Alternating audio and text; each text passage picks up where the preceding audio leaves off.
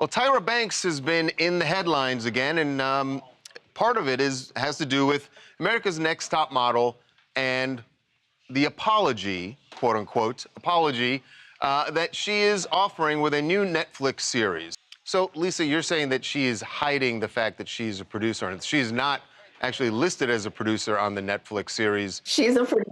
She's a producer on it, yeah. What I believe is that she's going to, soften the truths and not really take any accountability, because the reality is narcissists don't really know how to do that. So if she was really upset about it, then she still wouldn't be making millions of dollars, because this same franchise is still being it's still being licensed in other countries around the globe. She's a slimy little snake, and I don't care.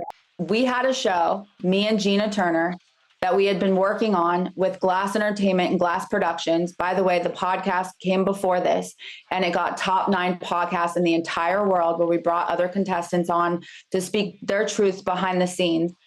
And then Tyra found out that it was going to network, and we got a network, which was E. And then she rushed to get a network so that she could have first word before us.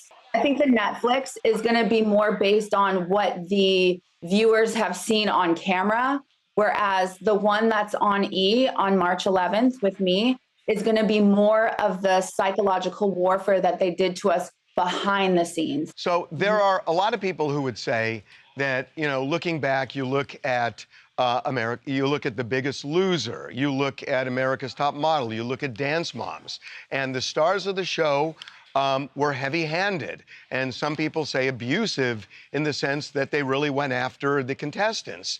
But that was kind of the drill. And when people go on a show like that, especially, I think you were on season 5, you kind of know what you're getting when you sign up.